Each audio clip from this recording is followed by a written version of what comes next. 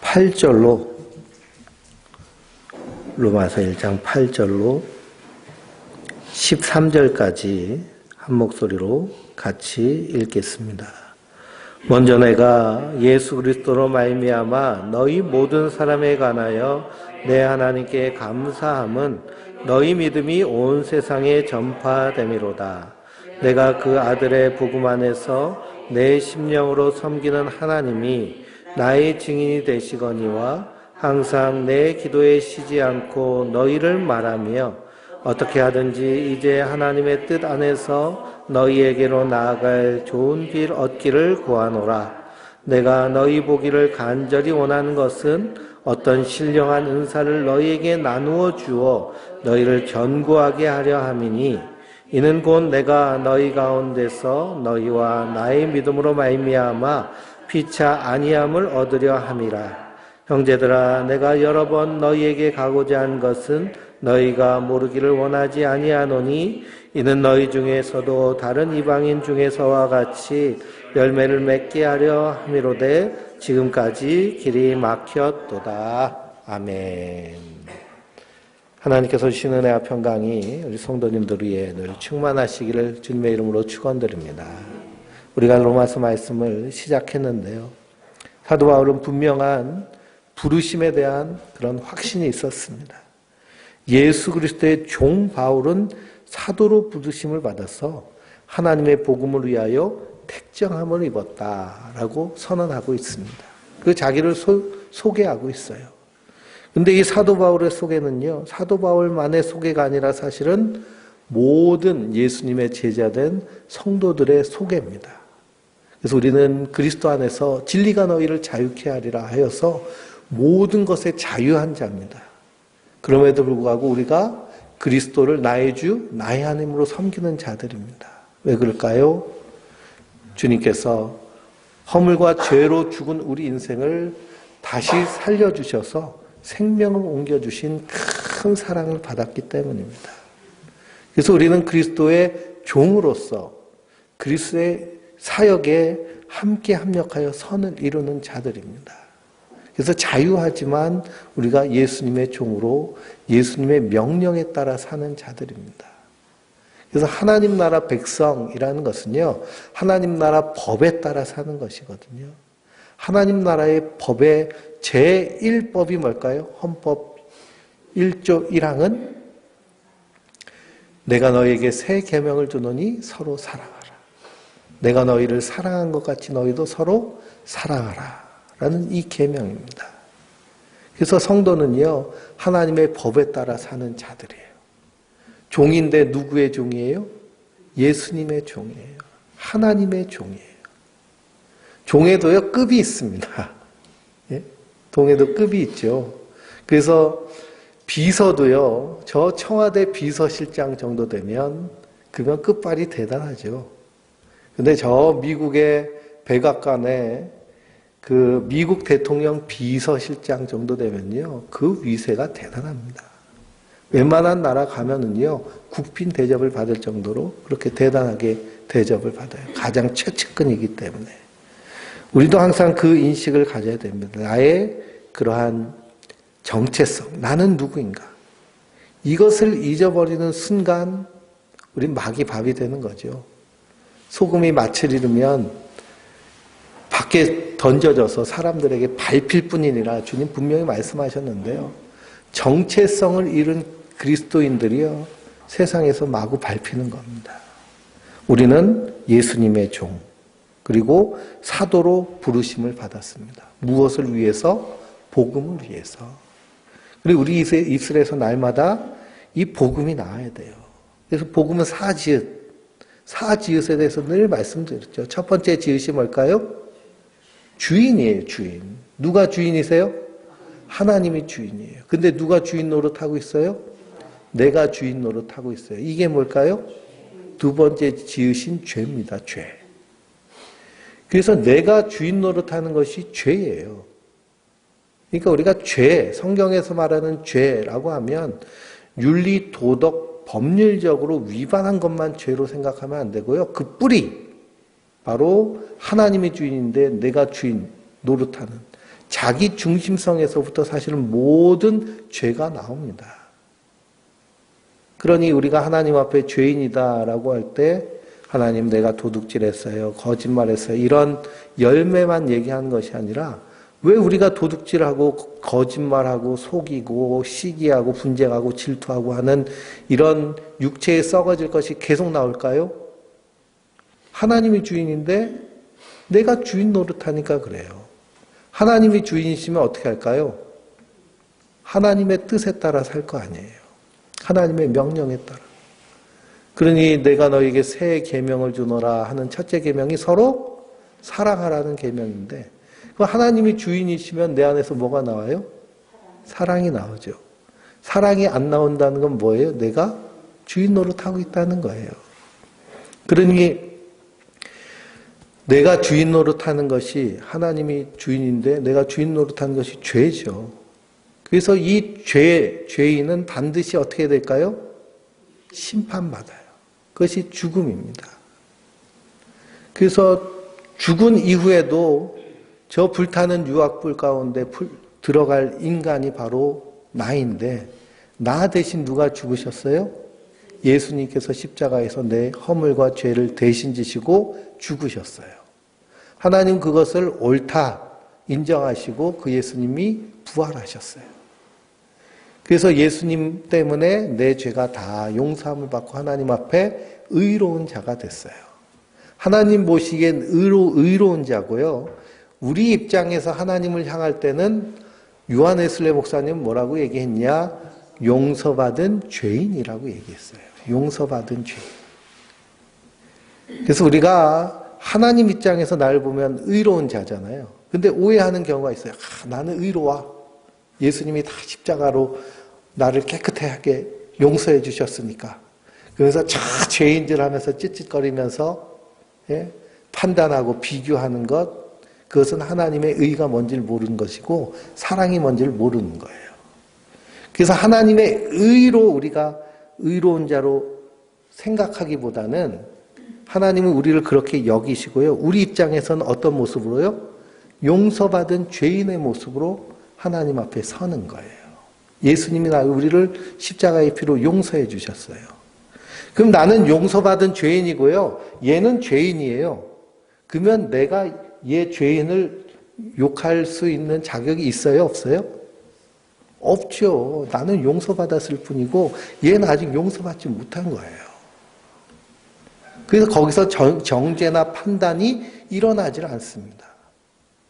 근데 왜 그리스도인이 자꾸만 정죄하고 판단하고 그리고 죄가 있느니 없느니 하면서 혐오하고 하는 그런 모습으로 나아가느냐 하면 자기의 존재성에 대해서 온전히 이해하지는 못해서 그래요.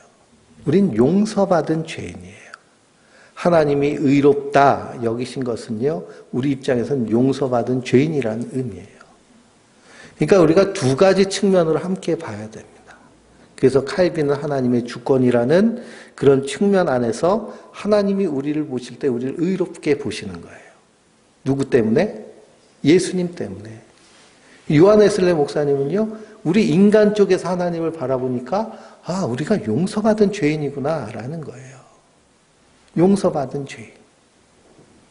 그러면 더 우리가 이해가 잘 되죠.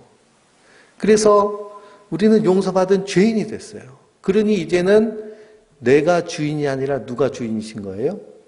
예수님이 나의 주인이신 거예요. 그래서 주인의식이 확실한 사람이 성도입니다. 그러면 이제는 누구의 뜻에 따라 사는 거예요? 주인의 뜻에 따라 사는 거죠.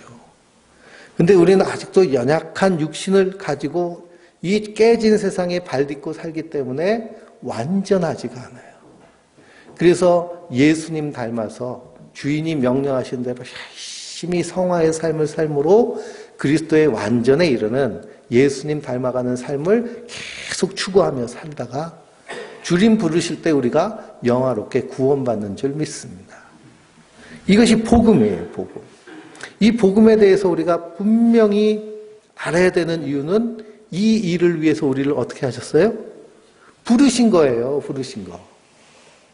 우리를 그렇게 부르신 거예요. 그러니 의학을 전공한 의대생이 졸업을 하면 뭐에 대해서 잘 알아야 돼요? 예? 의술에 대해서 잘 알아야죠. 의술에 대해서. 탁구 선수는 뭘 잘 쳐야 돼요? 탁구를 잘 쳐야 되고, 골프 선수는 골프를 잘 쳐야죠.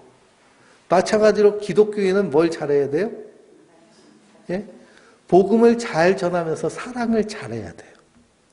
그게 정체성이에요. 정체성을 잃어버리면 그 야구 선수가 야구를 못하면 어떻게 돼요? 아웃되잖아요. 퇴출되고. 그래서 1부 리그에서 잘 나가던 선수가 갑자기 못하기 시작하면 좀 후보로 밀리다가 2부 리그로 쫓겨났다가 그냥 아예 퇴출돼 버립니다.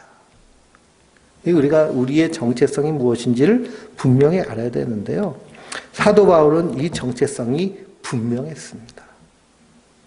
이 마지막 때를 살고 있는 우리가요, 이런 분명한 정체성을 가지고 살아야 될 줄 믿습니다. 그래서 오늘 말씀해 보니까요, 사도 바울이 로마에다 편지를 하면서 인사말처럼 하는 말씀이 오늘의 말씀입니다. 사도 바울의 평생의 그런 선교의 삶을 살면서 최종 목적지로 삼은 곳이 어디냐면 로마예요, 로마. 왜 로마에 가서 복음을 증거하려고 하였느냐 하면 세계의 모든 길이 그 당시에는 어디로 다 연결되어 있을까요? 로마로 연결되어 있어요. 로마는 거대 제국입니다. 거대 제국이요. 온 그 유럽을, 서유럽을 다, 지중해 연안을 다 통치하는 제국이에요. 그러다 보니까 여러 민족들을 전쟁해가지고 식민지로 삼았는데 반란을 일으키잖아요.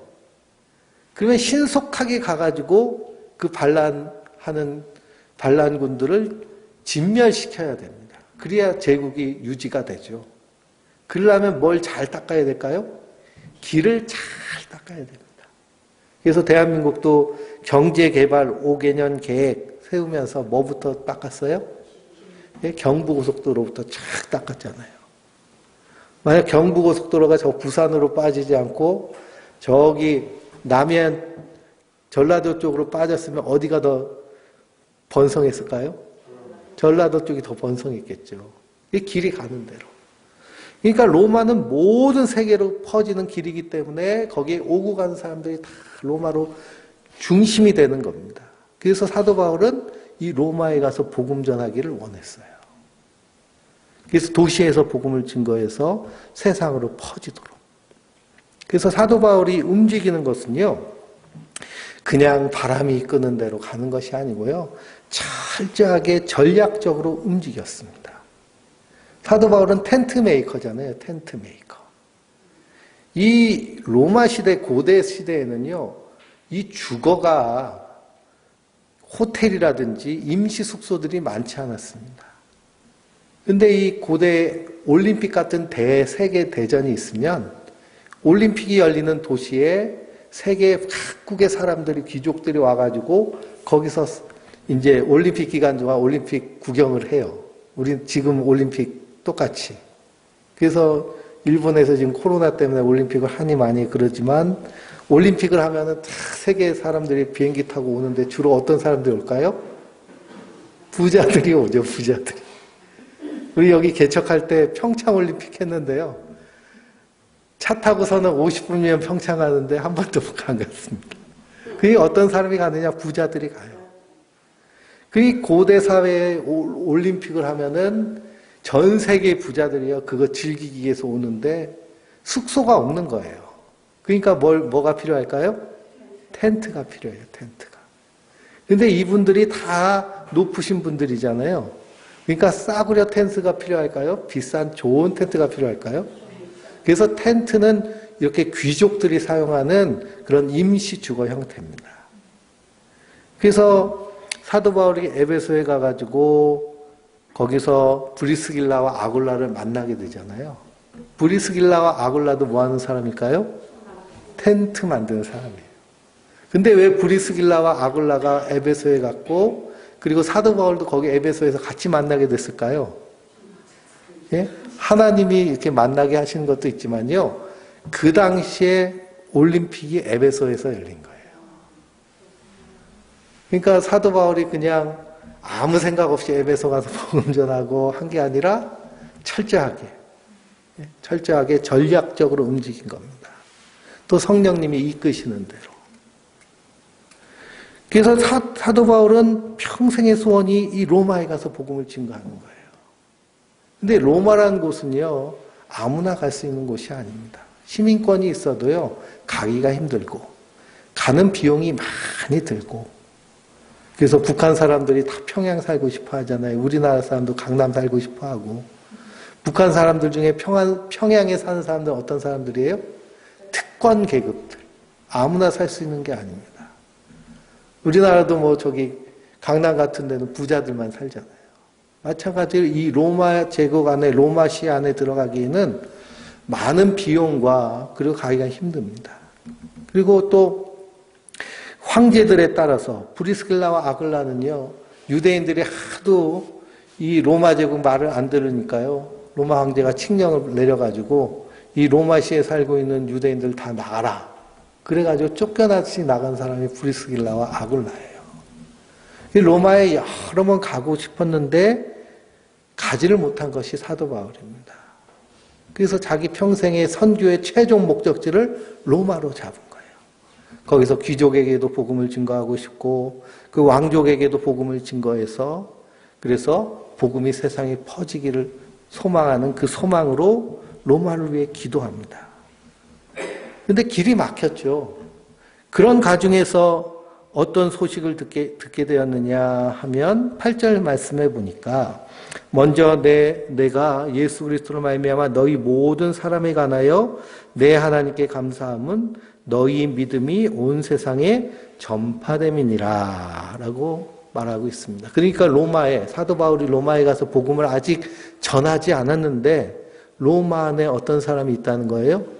믿는 사람이 있다는 거예요.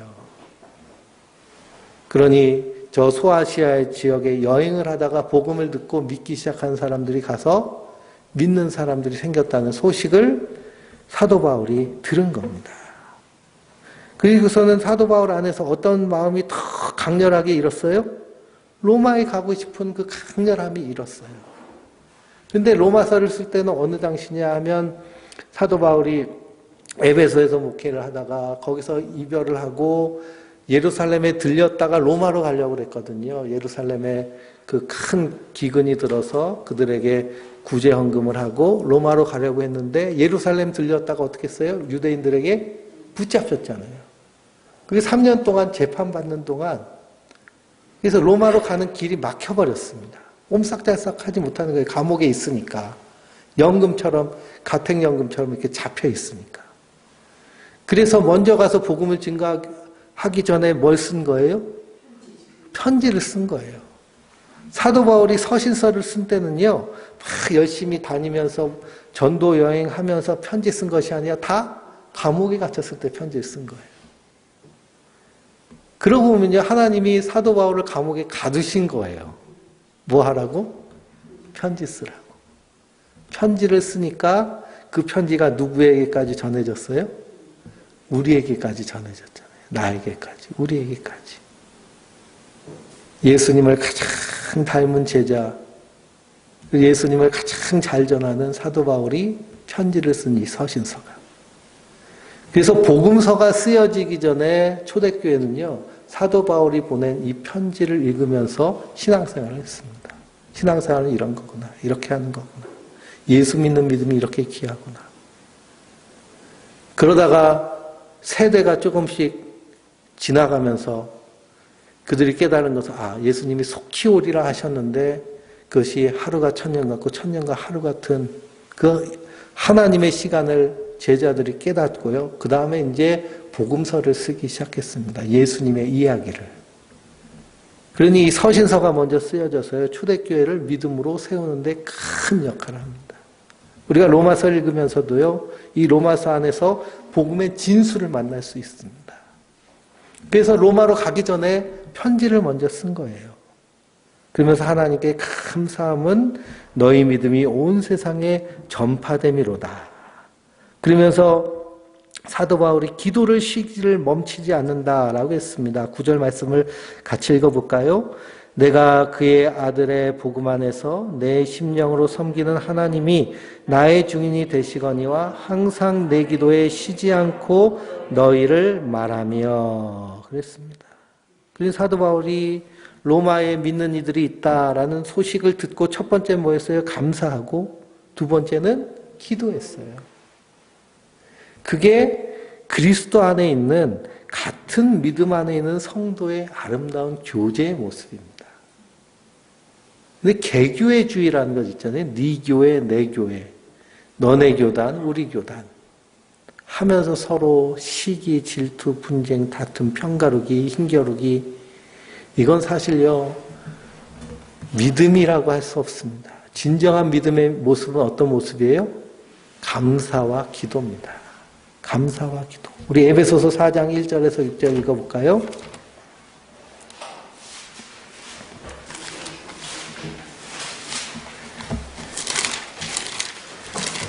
에베소서 4장 1절에서 6절입니다. 천천히 읽어보겠습니다. 그러므로 주 안에서 갇힌 내가 너희를 권하노니 너희가 부르심을 받은 일에 합당하게 행하여 모든 겸손과 온유로 하고 오래 참음으로 사랑 가운데서 서로 용납하고 평안에 매는 줄로 성령이 하나 되게 하신 것을 힘써 지키라. 몸이 하나요 성령도 한 분이시니 이와 같이 너희가 부르심의 한 소망 안에서 부르심을 받았느니라. 아멘. 그러니 우리가 그리스도 안에서 뭐라는 거예요? 하나라는 거예요. 하나. 이때도 사도 바울이 어디 있어요? 감옥에 있죠. 감옥에 있는데 부르심을 받은 일에 합당하게 행하라. 모든 겸손과 온유로 하고 오래 참음으로 사랑 가운데 서로 용납하고 평안에 매는 줄로 성령이 하나 되신 것을 힘써 지키라. 몸이 하나요 성령도 한 분이시오. 이와 같이 너희가 부르심의 한 소망 안에서 부르심을 받았느니라. 이게 복음 안에 있는 예수를 믿는 믿음 안에 있는 성도들의 아름다운 교제의 모습인 줄 믿습니다. 이 교회 안에서요. 성도 안에서 뭐 이웃 교회 할 것도 없이요. 우리 교회, 우리 공동체 안에서 서로 비교하고 판단하고 편가르고 나누고 하는 일은요. 그건 누가 하는 일이에요? 네, 마귀 역사입니다. 마귀 역사. 그러니 우리가 그리스도 안에서 한 믿음 안에서 하나 된 성도인 줄 믿습니다. 로마에요. 거기에 어떤 사람이 신앙생활하고 있는지 사도 바울은 알지도 못해요. 그냥 거기 믿는 사람들이 있다는 얘기를 들었어요. 그 소식만 전하고도 사도 바울은 너무나 하나님께 감사하며 간절히 그들을 위해 기도하는데요. 자기가 기도한 것에 대해서 어떻게 해요? 이것은 하나님이 나의 증인이다 얘기합니다. 그의 아들 예수님의 복음 안에서 내 심령으로 섬기는 하나님이 내 증인이 된다는 거예요. 내가 너희를 위해서 기도하고 있다는 걸. 우리는 기도하겠습니다 라고 하고 기도 안 하는 뻥을 많이 치잖아요. 근데 사도 바울은요. 내가 기도하고 있다는 것이 하나님의 증인이시라는 거예요. 그러니 사도 바울의 기도는 자기가 복음을 전한 사람에게만 극한된 것이 아니고요. 믿는 소식이 전해지는 곳을 위해서 다 기도합니다. 특별히 이때는 핍박이 있고 박해가 있는 때니까요.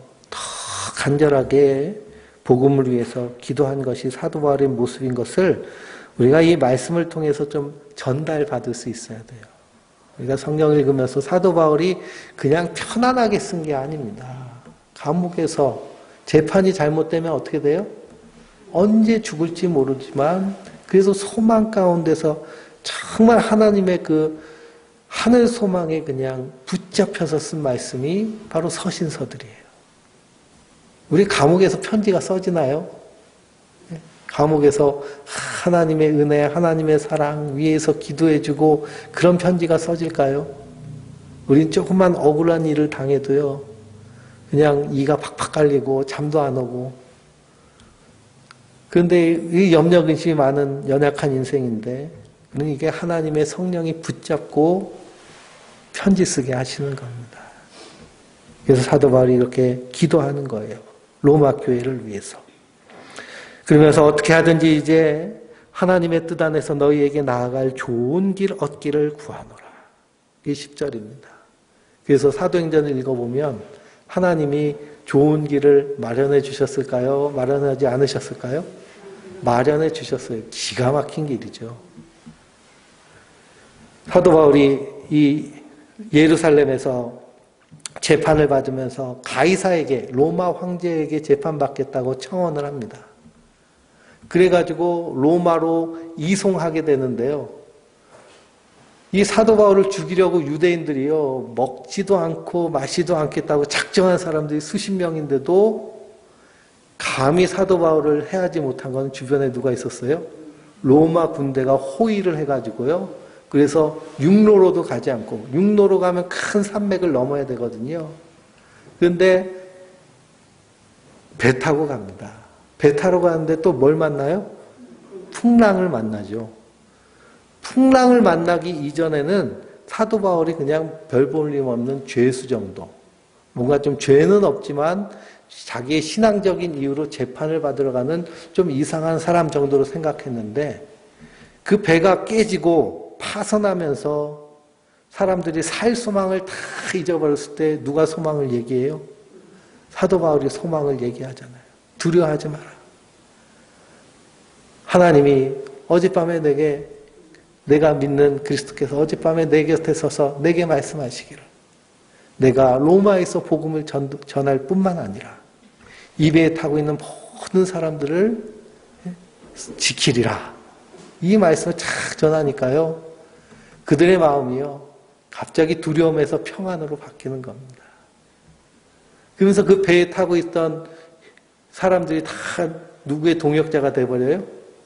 사도 바울의 동역자가 돼버리는 거예요. 로마에 들어가서, 로마에 아는 사람이 누가 있겠어요? 그래서 먼저 유대인들을 만나봤더니 유대인들 반응이 현찮습니다. 그리고 깨달았어요. 아, 하나님 나를 이방인을 위한 사도로 부르셨지. 그리고서는 가택연금 상태에 있을 때 오고 가는 사람들에게 복음을 증거했어요. 오고 가는 사람들이 누구였을까요? 배가 파선했을 때요, 그 어려움을 같이 겪었던 사람들. 그 중에 로마 군인도 있고, 로마로 가는 사람들이니까. 그러니까 거기서 복음을 증거할 수 있고요. 그리고 로마시를 지키고 있는 군대는 로마의 시위대입니다, 시위대. 가장 황제를 잘 섬기는 친위대들이에요, 친위대들. 그러니까 최고 귀족들의 아들들이 거기에 들어갑니다. 그러니까 누구에게 복음을 증거할 수 있어요? 귀족들에게 복음을 증거해요. 그래서 300년이 지난 후에 로마 황제가 예수를 영접하는 일이 일어나죠. 이게 복음의 씨앗을 누가 심었을까요? 사도 바울이 뿌리고 심은 겁니다. 그래서 하나님 그렇게 거두게 하시는 거예요. 그게 하나님이 정말 좋은 길을 열어주신 분이 하나님이십니다. 우리도 성도도 두려워할 것이 없는 것이, 우리가 복음에 붙잡혀서 살면 주님께서 그렇게 인도하여 주실 줄 믿습니다. 그러면서 11절 말씀을 읽어볼까요? 내가 너희 보기를 간절히 원하는 것은 어떤 신령한 은사를 너희에게 나누어 주어 너희를 견고하게 하려 함이라 그랬습니다. 그래서 사도 바울이 이 로마 교회에 가가지고 로마에 있는 성도들에게 와서 그들을 만나고 그들에게 하고 싶은 것 3가지에 대해서 이제 말씀하고 있는데요. 11절에서는 신령한 은사를 너희에게 나눠주기를 원한다라고 그랬습니다. 그리고 둘째로는요, 12절에 피차 안위함을 얻기 위하여서 너희를 만나고 싶다라고 했고요. 13절에는 열매 맺기 위하여서 너희를 만나겠다라고 얘기합니다. 여기에 신령한 은사는 뭘까요? 신령한 은사. 신령한 은사. 신령한 은사는 어떤 은사일까요? 예? 신령한 은사가요, 은사는 어디에 나와 있어요? 은사장이 몇 장이에요? 고린도전서 12장이죠. 고린도전서 12장에 은사에 대해서 쫙 얘기합니다. 12장 4절을 읽어보면 은사는 여러 가지나 성령은 같고 직분은 여러 가지나 주는 같으며 또 사역은 여러 가지나 모든 것을 모든 사람 가운데서 이루시는 하나님은 같으니 각 사람에게 성령을 나타내심은 유익하게 하려 하심이라. 어떤 사람에게는 성령으로 말미암아 지혜의 말씀을, 어떤 사람에게는 같은 성령을 따라 지식의 말씀을, 다른 사람에게는 같은 성령으로 믿음을, 어떤 사람에게는 한 성령으로 병 고치는 은사를, 어떤 사람에게는 능력 행함을, 어떤 사람에게는 예언함을, 어떤 사람에게는 영들 분별함을, 다른 사람에게는 각종 방언 말함을, 어떤 사람에게는 방언을 통역함을 주시나니 이 모든 일은 같은 한 성령이 가사 그의 뜻대로 각 사람에게 나누어 주시는 것이니라. 그러면서 은사에 대해서 쭉 말씀하고 있습니다. 그러면서 12장 맨 마지막에 보면 31절에 너희는 더욱 큰 은사를 사모하라. 내가 또한 가장 좋은 길을 너희에게 보이리라 라고 그랬습니다. 그러면서 이제 13장이 나오는데요. 원래 성경에서는 이 장절 구분이 있을까요? 없을까요? 없어요. 그러니까 12장과 같이 연결해서 보는 거예요. 은사를 얘기하면서 더욱 큰 은사를 사모하라 라고 했는데 그 은사가 뭐예요? 사랑이에요. 사랑. 내가 사람의 방언과 천사의 말을 할지라도 사랑이 없으면 소리나는 구리와 울리는 꽹과리가 되고, 내가 예언하는 능력이 있어 모든 비밀과 모든 지식을 알고 또 산을 옮길 만한 모든 믿음이 있을지라도 뭐가 없으면, 사랑이 없으면 아무것도 아니요. 내가 있는 것으로 모든 것으로 구제하고 또 내 몸을 불사르게 내어줄지라도 사랑이 없으면 내게 아무 유익이 없느니라. 그러니 가장 큰, 그래서 신령한 은사는 뭐예요? 사랑이에요. 사랑. 그 사랑은 하나님이 부어주셔야 되는 사랑. 하나님이 은혜로 깨닫게 해주시는 것, 그것이 바로 신령한 은사인 사랑인 줄 믿습니다. 그러니 방언을 못해도요, 예언을 못해도, 지혜가 없어도 최고의 은사는 뭐예요? 사랑입니다. 사랑. 고린도 교회가 그 자기 은사를 가지고 서로 내 은사가 높으니 네 은사가 높으니, 그래서 방언 받은 사람은 자기 방언 자랑하느라고 대표기도를 시켰더니 어떻게 했어요? 대표기도 하는데 랄랄랄랄라 그렇게 방언을 하니까. 그래서 그런 고린도 교회를 향해서 사도 바울이 최고의 은사는 사랑이야. 그러니 로마에 가서도 이 신령한 은사를 너희에게 나눠주겠다. 그래서 견고하게 하겠다. 그게 뭐예요? 사랑입니다. 사랑. 그래서 믿음과 소망과 사랑, 이 세 가지는 다 있는 것인데 그 중에 제일은 사랑이라. 그래서 신령한 은사. 그리고 믿음으로 말미암아 피차 무엇을 받고요? 안위함을 받고 위로함을 받는 것이 바로 로마에 가가지고 그 성도들을 만나서 나누고 싶은 사도 바울의 간절한 소망입니다.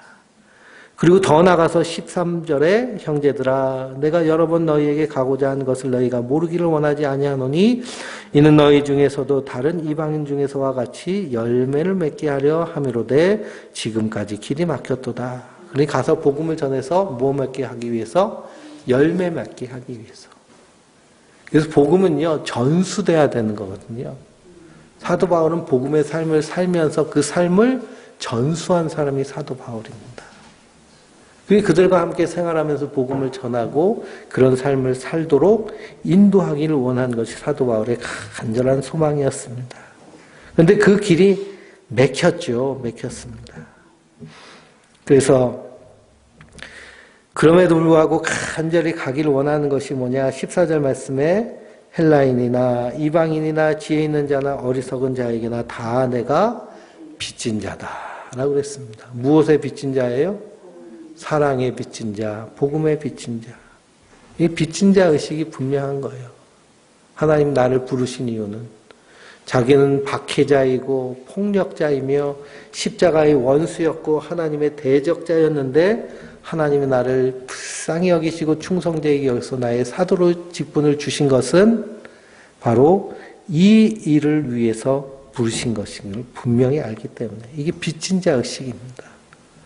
우리도 그 예수님의 그 사랑에 빚진 자일까요? 아닐까요? 우리는 분명히 빚진 자들입니다. 그래서 15절 말씀에 그러므로 나는 할 수 있는 대로 로마에 있는 너희에게도 복음 전하기를 원하노라. 근데 로마에 있는 성도들은 이미 복음을 받았을까요? 받지 않았을까요? 받은 자들이죠. 그런데도 복음 전하기를 원합니다. 왜 그러냐? 하나님의 복음은 우리가 계속하여서 들으면서요, 그 안에서 하나님의 사랑의 높이와 너비와 길이와 깊이가 더 풍성해지는 것이 복음입니다. 한 번 들어서 되는 것이 아니고요, 평생에 들어야 되는 것. 하늘을 두루마리 삼고 바다를 먹물 삼아도 그 크신 하나님의 사랑, 다 기록할 수 없는 그 하나님의 사랑의 풍성함이 어디에 담겨져 있기 때문에 그래요? 복음 안에 담겨져 있기 때문에 그렇습니다. 그래서 16절 말씀을 읽어볼까요? 내가 복음을 부끄러워하지 아니하노니 이 복음은 모든 믿는 자에게 구원을 주시는 하나님의 능력이 됨이라. 먼저는 유대인에게요 그리고 헬라인에게로다 그랬습니다. 이 복음은 모든 믿는 자에게 무엇을 줘요? 구원을 주시는 하나님의 능력이에요. 그러니까 구원은 오직 무엇밖에 없어요? 복음밖에 없어요. 복음밖에. 예수님의 십자가와 부활밖에는 우리가 하나님 앞에 구원받을 길이 없습니다. 우리 죄인인 인간이 이 깨진 세상 가운데서 구원받을 길은 오직 예수, 오직 복음.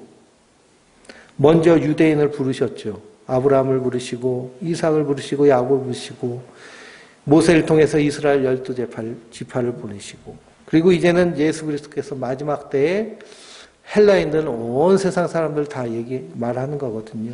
그래서 헬라인들과 온 지구의 인류들 다 복음 안에서 부르시고 초청을 합니다. 이 복음에는 뭐가 나타나느냐? 17절 말씀에 복음에는 하나님의 의가 나타나서 믿음으로 믿음에 이르게 하나니 기록된 바 오직 의는 믿음으로 말미암아 살리라 함과 같으니라 그랬습니다. 그래서 복음에는 하나님의 의가 나타나요. 하나님이 옳다고 여기시는 것이 복음입니다. 그 복음이 십자가잖아요. 십자가에서 하나님의 사랑과 하나님의 공의가 나타납니다. 하나님이 이것을 옳게 여기세요. 근데 이 십자가 하나님의 의에 반대되는 개념이 무엇일까요? 자기의예요. 자기의. 로마서 10장 1절 한번 찾아보실까요?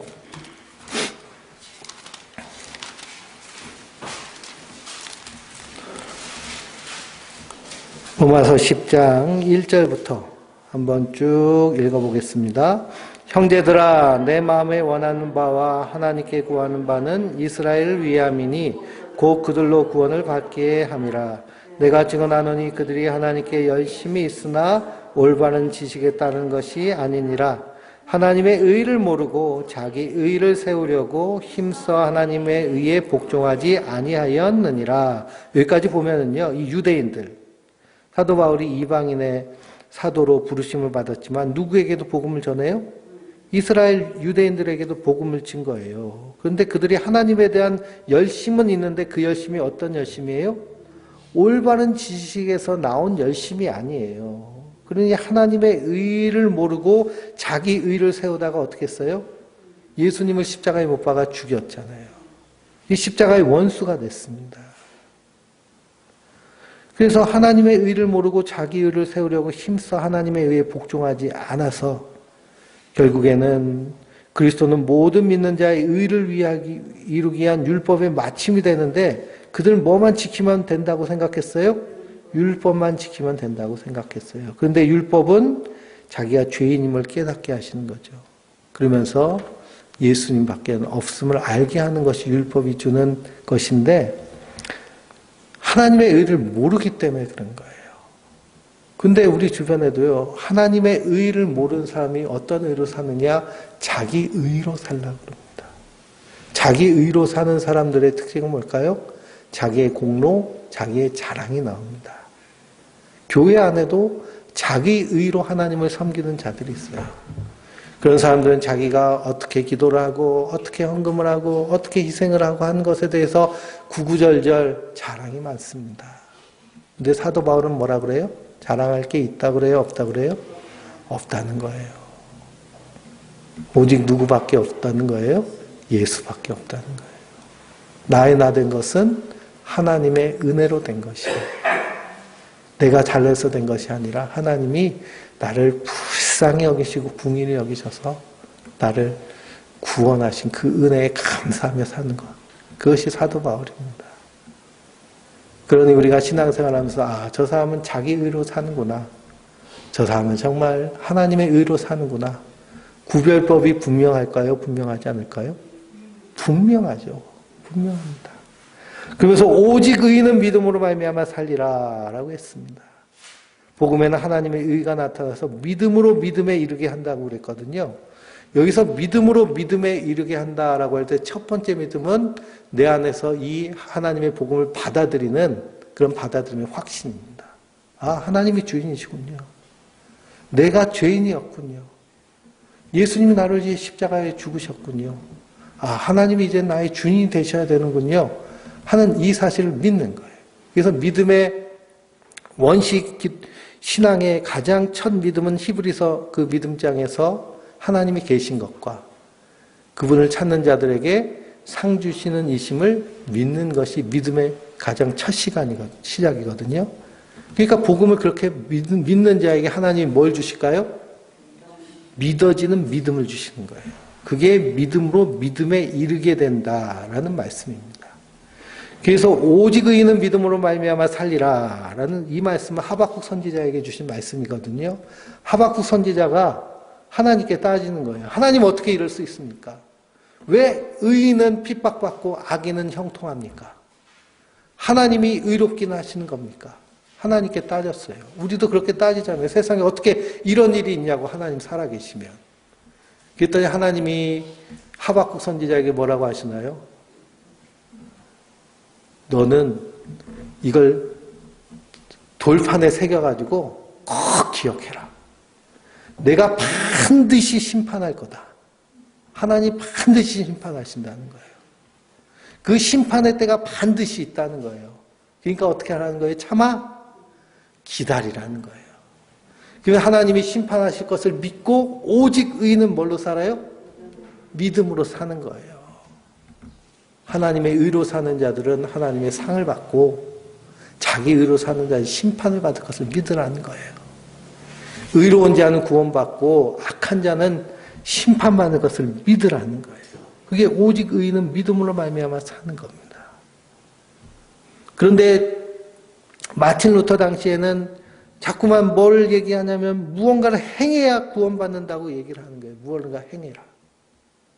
그래서 연옥이라는 말, 성경에도 없는 연옥서를 말하면서 당신 부모님이 지금 연옥에 있는데 당신이 헌금꾀에 던지는 그 금화 한 입이 쨍그랑할 때 연옥의 계단이 하나 더 생깁니다. 어디로 가는 계단이요? 천국으로 가는 계단이. 그러면 어느 자식이 부모가 지옥 가는 거 그냥 내버려 두고 있겠어요? 그렇죠? 그러니까 헌금하는 거죠. 면죄부를 만들었습니다. 이 면죄부를 사야 당신 죄가 용서받아요. 예수 피가 아니라 면죄부. 왜 그런 걸 팔았을까요? 그 당시에 카톨릭이요. 로마의 바티칸에다가 성 베드로 성당을 짓고 있었어요. 거기 가면 엄청나죠. 저도 못 가봐가지고 사진으로 보고 동영상으로 봤는데요. 그래서 유럽 여행의 마지막을 이태리로 가야지 유럽을 여행 갔는데 이태리부터 갔다가 딴 데 가면 시시해서 못 본대요. 재미가 없대요.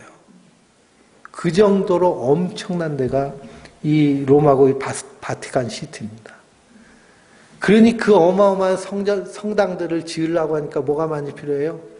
돈이 많이 필요하죠. 그러니까 돈 뜯어내려고 그런 거 만들어서 하는 거예요.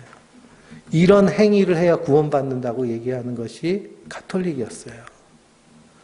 그러니 마틴 루터가 오직 의인은 믿음으로 말미암아 살리라.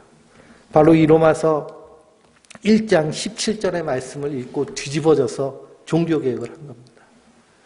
유한 웨슬레 목사님도 마찬가지예요. 미국 선교에 실패하고 돌아와서 올더스게이트 거리에서 이 마틴 루터의 로마서 서문 주석한 그 말씀 가운데 이 1장 17절에 오직 의인은 믿음으로 말미암아 살리라. 하나님의 의가 복음에는 하나님의 의가 나타나서 믿음으로 믿음에 이르게 하나니라고 할 그 말씀을 들을 때 가슴이 터지면서 그 안에서 믿어지는 믿음이 이해된 거예요. 이 믿음은 나에게 없는 거예요. 근데 하나님이 선물로 주셨기 때문에 내 머리로는 이게 도저히 믿어지지 않는데 하나님 그렇게 믿어지게 하셔서 그렇게 살게 하시는 것이 오직 의인은 믿음으로 말미암아 사는 거예요. 그래서 성도는요, 이 복음 안에 사는 자들입니다. 내 의가 아니라 하나님의 의, 하나님의 사랑.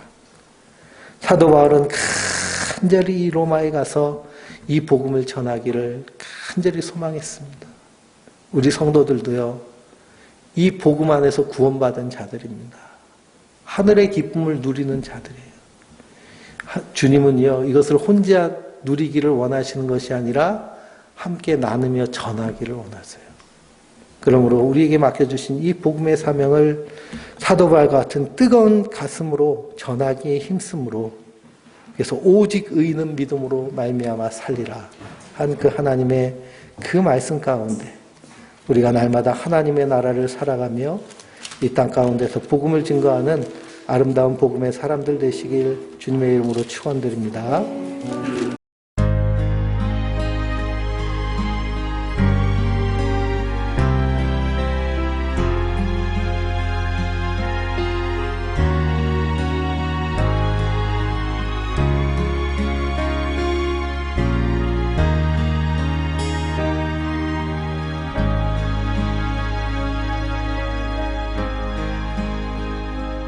어둠 속에 매이던 내 영혼 갈 길 몰라 방황할 때에 주의 십자가 영광의 그 빛이 나를 향해 비추어 주셨네. 주홍빛보다 더 붉은 내 죄 그리스도의 피로 씻기어 완전한 사랑 주님의 은혜로 새 생명 주